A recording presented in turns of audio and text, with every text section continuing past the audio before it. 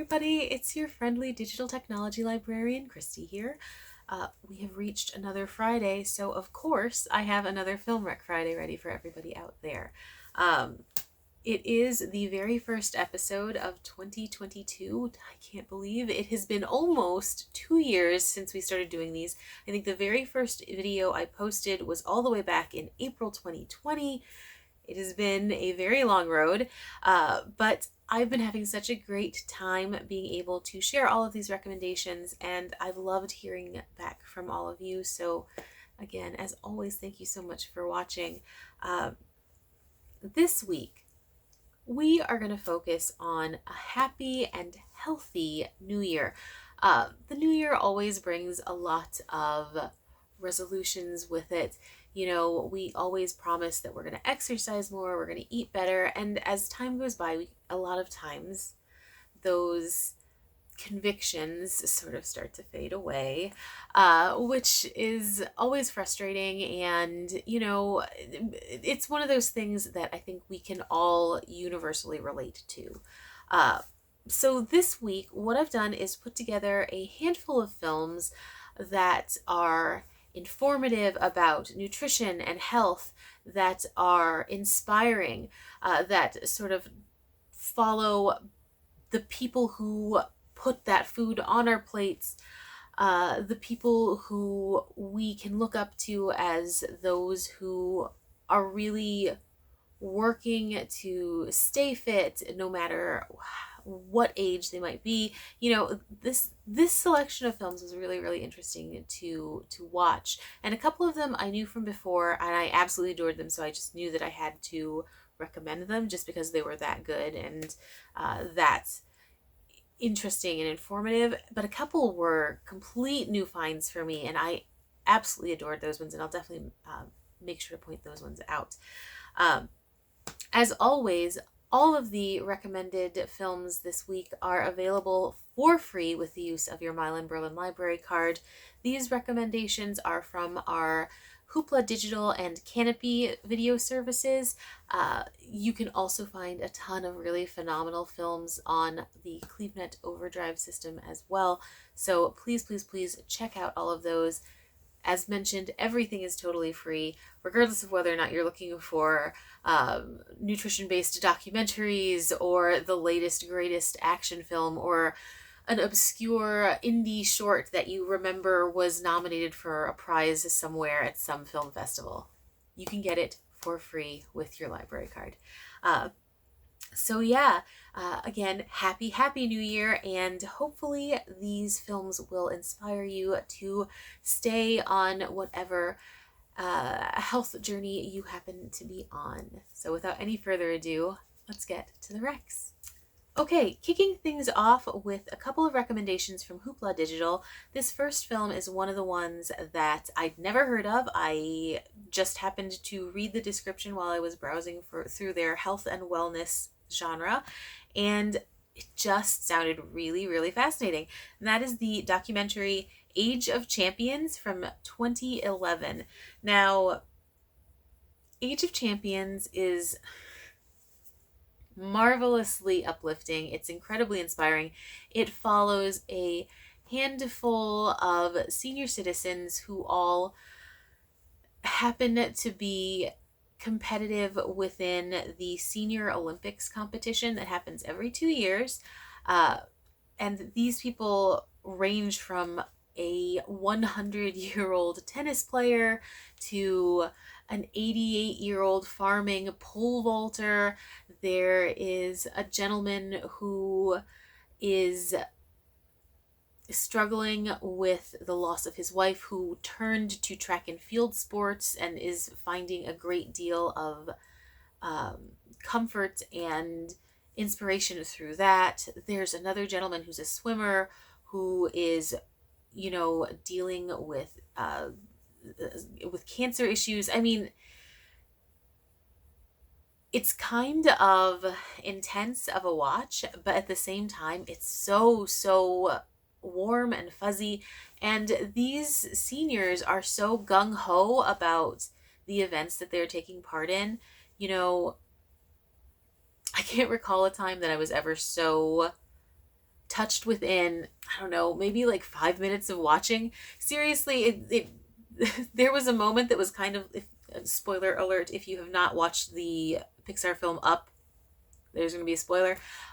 Sort of like within the first 5 minutes of Up, you're already bawling. I was like kind of close to that when one gentleman was describing his recent struggles. I mean, it's very, very heartfelt. It feels really in the moment while you're watching it, and you feel connected to these people right away. Um, you know, the way they talk about what they're doing and how much, the competition part means, the fact that they are able to continue to compete in any of these events. And I don't really think any of them were professional athletes or anything like that. They were just regular citizens like us, um, who happen to enjoy this sport or pick them up for whatever reason, and they find this satisfaction from it. And I don't know, there's just something really beautiful about that kind of a trajectory where there's always something to look forward to, and they're all so upbeat about it. Um, it doesn't matter whether we're talking to the gentleman who is currently struggling with cancer, at least was struggling with cancer at the time of the film. Or it's so beautiful. The gentleman who's about 100 years old, who is 100 years old at this point in the film, who plays tennis. He's one of the eldest tennis competitors on the court. He's already making plans to be in the next Senior Olympics, which would be 2 years down the road from there, and he's like confident, and he's, really positive, and he talks about, how that's just how you have to be when you get to be his age. Like it's that or a vast amount of nothingness. And he's, I don't know, they all were just really, really fun to watch. And, at no point did it feel overly sentimental either. And that was a big thing. I kind of went into it thinking, oh, maybe this is going to be like, some sappy, ridiculous, feel good after school special kind of thing. And it really wasn't. Like, you could tell some of the competitors were like really hardcore about it. The gentleman who was doing the pole vault, which at 40, my joints are not going to handle a pole vault at all, let alone this guy who's almost 90 years old, vaulting over something that's 8 feet high. That's absolute amazingness and insanity at the same time. But yeah, it's just a really, really great movie to watch if you are looking for inspiration for just day-to-day life, like how to look on the bright side of things. Again, many of the people featured have struggled with serious illness, have lost a partner, have, gone through difficulties in life, and they just talk about, you keep moving, keep your head up, and just go, and I don't know, there's something really great about the way they set up the interviews too. Like it really did just feel like you're talking to your own grandparents, and I just really, really loved it, and I strongly recommend that you check it out. If you like documentaries that really bring out individual stories that are about small lives that are impactful in a big way, if you like stories about senior citizens, which seems like a weird sort of niche, but I think more of us actually find appealing than one would think. If you like documentaries about sort of like Olympic sports, even, like, that element of it was really, really cool, to see people competing and to look at like how the numbers do adjust. We're not talking about the results you're looking for in a 20-year-old Olympiad. It's different, but at the same time it's not. Again, if you're looking for a feel-good film, even if you're not a big fan of documentaries, I feel this is one that will speak to you no matter what. Great for all ages. It's just definitely check out Age of Champions. It's a marvelous film. I think it's available on both Hoopla and Canopy, so whichever service you prefer, check it out. Moving on to another Hoopla recommendation. This one is a documentary from 2019 called The Superfood Chain. Now, this is one of those films that I remember reading about when it first came out, wanting to see it, but not having it available anywhere. And now I discovered it is on both Hoopla and Canopy. So if you have a Milan-Berlin library card, super easy to watch. Uh, this one is one of those fascinating documentaries. It really explores the whole superfood industry. Um, Superfoods like quinoa, chia seeds, all of these natural elements that have been around for arguably centuries, right? In these, oftentimes frequently used in these individual cultures that we're only sort of discovering are massively nutrient dense. They become viral. Some celebrity starts talking about their incredible properties, and then they, of course, become really vital to the market. So everyone's trying to source them from different places. And a lot of times they have to go to these really small like farms that are hyper local in indigenous areas. It's absolutely fascinating to see how these very small farming communities are so heavily impacted by this viral interest in what had been just a standard crop to them. Um, we talk to a group of farmers who are seeing the effects of the quinoa craze, because I believe the film talks about how Oprah suddenly started talking about it, and then things just went absolutely nuts. It went viral so quickly. Now everybody has quinoa and access to quinoa, when, you know, for the longest time it was one of those very specialty kind of grains that you could only find at like health food stores and things like that. But now it's on every shelf. You can find it at your local Walmart if you want to. Um, but it's not like suddenly there are millions of new quinoa farmers. That's just not the case. So the film talks about how these individual small farms are suddenly under pressure to produce more and more and more, and how they're supposed to produce, and how that changes the finished product. But it's just really interesting. And I loved the interviews that they did with these individual people, you know, who talked about how crazy it was to go from 1 year just essentially servicing your community to having to service the world. And it really was, you can understand how it would be shocking, like such a massive shift that could break a family's industry, like because you're just not set up to produce that way. So I just found it really fascinating, and um, would strongly recommend it to people who are interested in small local farms and farming industry, people who are interested in health and nutrition, because it does talk about these big popular superfoods that are, you know, trendy right now, but also talks about some other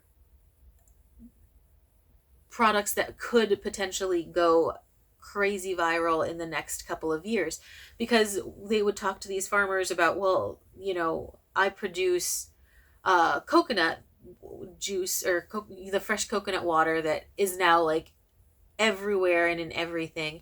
And these farmers talked about, well, you know, it could, next year it could be moringa, which has all of these benefits as far as all of these vitamins, and it's sort of, and they do mention things like that. So if you want to be on the essential edge of the superfood and nutrition world, this is a great one with lots of little recommendations like that as well. Um, if you are interested in the food marketing industry, this one is absolutely fascinating. Or in social media, things, marketing, things like that. This one is another one to watch, just because it does dive into that sort of hive mind, you know, that kind of mass consumerism mentality of, ooh, this person has it, I have to try it. And it just really was one of those documentaries that was exciting to watch, because you get to you get exposed to different and new things. I'd honestly, this is terrible. I hate admitting this, but I honestly never really thought about how incredibly impactful this would be on these small farms and farmers. Um, Prior to seeing this film, like I just didn't think about the fact that you're going from something you've been producing for generations in some cases, and then are producing X amount to X to the 10th power amount. Um, so if you like human interest, this is great for that too. It's just an excellent, excellent documentary that runs really quickly. It's not slow in any way, shape, or form. It talks to enough people and does enough interviews that are at different levels, because some of the interviewees are much more effusive and, just like just like regular people. Some people are talkers and some people aren't, and so you get the feeling of, like, a really organic conversation. So yeah, definitely check out the Superfood Chain, available on both Hoopla and Canopy. You won't regret it. Fascinating, fascinating film. All right, our next film recommendation is from Canopy, and it's the documentary In Defense of Food, An Eater's Manifesto. This one was made in 2014. This is a Michael Pollan documentary. Michael Pollan is an amazing journalist. He's written tons of books on food. He's the one behind the Netflix series Cooked. If you've seen that and liked it, you absolutely need to watch this. You should definitely check out his books. He's one of those people I have always found engaging and interesting when he talks about food and the way we should look at different kinds of foods. In the Defense of Food, sort of works to find an answer for the question, what should I eat to be healthy? And to really break down all of the potential answers and the answers that we've been getting in years in the past. Because a lot of times we discover that, some of the things that we think are healthy actually aren't, or things that we think are the worst kind of food to put in your face ever are actually not the demons that they might seem to be. And one of his sort of catchphrases that, he tries to use and is a simple way to express what we should be doing is eat food, not too much, mostly plants. He's not like one of those hardcore vegan gurus, because, and this is something that I will say, if you're diving into documentaries about food and nutrition, definitely take everything with a grain of salt.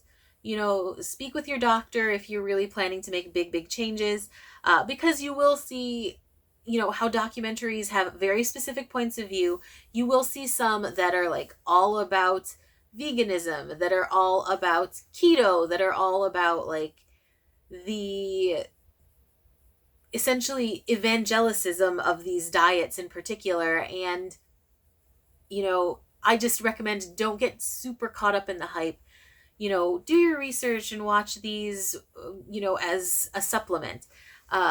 So yeah, that's a little sidebar. But with regard to Michael Pollan, he doesn't take too hard line of a stance on this particular diet is great or that particular diet is great. He mainly really asks you to focus on the concept of eating whole foods, as opposed to processed foods, and the history of how that processing may have affected us as a people over the years, and as our affected the nutrition of us as a society. He talks about, the concept of superfoods. He does talk about how, any single thing being vilified is not necessarily a good thing.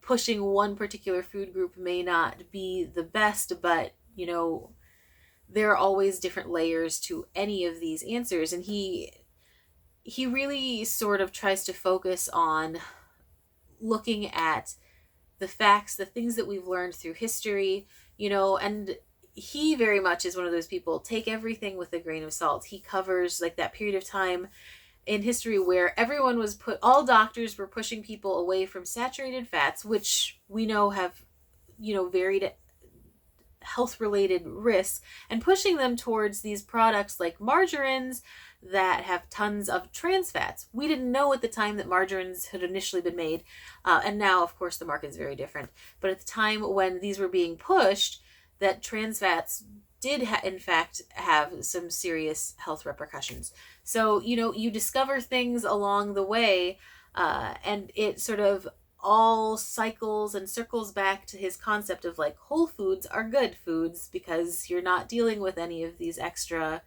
chemically created or designed elements. And again, do your research. Don't just rely on any one of these documentaries, especially the food nutrition ones, for hard and fast rules. But even while he's going through these little educational bits, he's doing interviews with doctors, he's doing interviews with historians. He manages to make it super informative and entertaining at the same time. And that's always a bit of a struggle. You never know if something is going to be educational but terribly boring, or entertaining but not informative at all. And I think Pollan does such a fantastic job of finding the perfect balance between those elements. Again, this is the guy who is behind Cooked on Netflix, the massive, massive bestseller, The Omnivore's Dilemma, which is an excellent read, by the way. But yeah, if you get the chance, In Defense of Food is just an incredibly engaging, informative, and an educational documentary about one way to look at food. And it's a way that I think is actually quite easy to do, like as far as mindset goes. So please check it out. It's really interesting and a definite must watch in my book. Okay, my next recommendation is also from Canopy, and this one is the 2012 documentary Hungry for Change. Now, Hungry for Change is definitely a documentary with a very specific point of view. So again, take everything with a grain of salt. But this one I found really fascinating because it dives into the sort of murky nature of the diet industry in general. It follows a number of people who are really big in the health and nutrition industry, who have sort of broken with a lot of the really highly touted popular diets, whether it be Atkins, keto, whatever. And these people sort of talk about their experience, and then you also have nutritionists who you just talk about your basic food facts going on.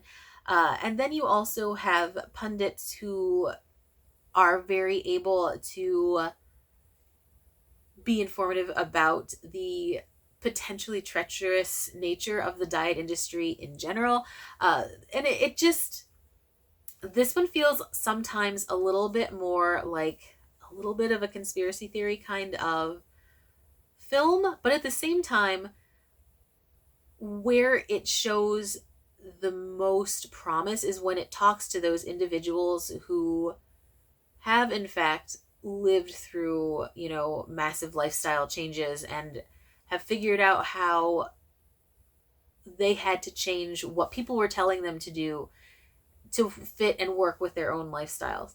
And those are the stories that I like the most because it's very real. It's not like, oh yeah, I just followed the rules for this thing and it worked totally 100% of the time for me, which is what you see when you see like the little like advertorials for different diets and different systems. I mean, that's all you're ever going to get. Whereas there's one gentleman in particular in this one who, is really self-deprecating about, with the humor about his situation, like how when he was 20 years old, he'd look in the mirror and see this like totally toned buff dude. And then as the years go by, he still sees that when he looks in the mirror, but that's not at all what they're seeing. And he even like compares himself to someone who's eaten an entire sheep.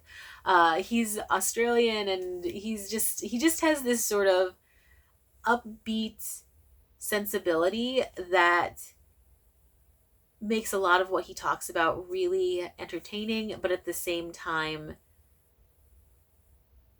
he doesn't shy away from facts. Like, this is what worked for me. Not necessarily going to work for everybody, but it absolutely worked for me. And, he's not actively selling a product at the time, kind of thing. And I liked those individuals the most when they would talk to them and when they were in interview, rather than when they were interviewing these pundits and insiders. Though all of that definitely lent well to the overall vibe of the documentary. I mean, it wove both fact and heart together. So I really, really enjoyed that element of it. If you are interested in, if you do happen to like, conspiracy theory style documentaries, 100% check this one out. But if you are looking for a film that interviews a lot of people who like to shake up the norm, who are engaging and inspiring and interesting, and if you're looking for information about food and nutrition, health, and wellness, Hungry for Change is a really good one to start with. I do think it's really easy to watch, and it's very engaging throughout the whole film. So it's a good one to sort of to get yourself familiar with this particular kind of documentary. So Hungry for Change, available on Canopy. All right, last recommendation for the week. This one is also available on Canopy. It is 2019's Diet Fiction. I thought this one was absolutely fascinating. It is, similarly to Hungry for Change, a film that has a very specific point of view, but for me, one that doesn't feel quite so conspiracy theory, even though it definitely debunks a ton of standard dietary myths and things like that, diet industry staple thoughts and beliefs. This one just, I don't know, there's something about this one that I really, really enjoyed and liked as far as tone went. It had like, it didn't feel like it was always looking over its shoulder. If you can understand what I mean by that, it didn't feel like it was waiting for, repercussions to come. It was just very factual. It was just like, no, this is the actual truth of the thing, and this is, the way we're currently told to look at this particular belief about nutrition, and this is the actual factual truth about it. That said, it is still very, very engaging and very entertaining. You do find that the people that you're listening to be interviewed are always engaging, and still manage to feel like your everyday people. So it's not like, well, that person can do that, but what similarity do they have with me? It feels very relatable. So if you're, again, interested in sort of that conspiracy theory light feeling, you like more straightforward documentaries, but you also enjoy engaging films about food and nutrition and that are very good about tracking myth versus fact and the kind of arc of a theory, Diet Fiction is really, really fascinating and an excellent, excellent documentary. Strongly recommended. Okay, so those were my 5 film recommendations for this healthy new year. If you have any recommendations for health, wellness, food, and nutrition documentaries that you think we should be watching, please comment below. Let us know what they are. I am absolutely fascinated by this genre of film. I have so many other recommendations that I could make an entirely different rec week and still have more to go. So I'm always looking for other options to watch. If you have any recommendations for themes that you'd like to see us cover in the future, please comment with those as well. Always looking for ideas for new film themes. And as always, thank you so much for watching today. I love hearing back from you. So if you have any thoughts about any of these particular films or any other movies, please let me know. So with that, I'm going to bring the episode to a close and thank everybody for watching once again. I will see you next week. Bye bye.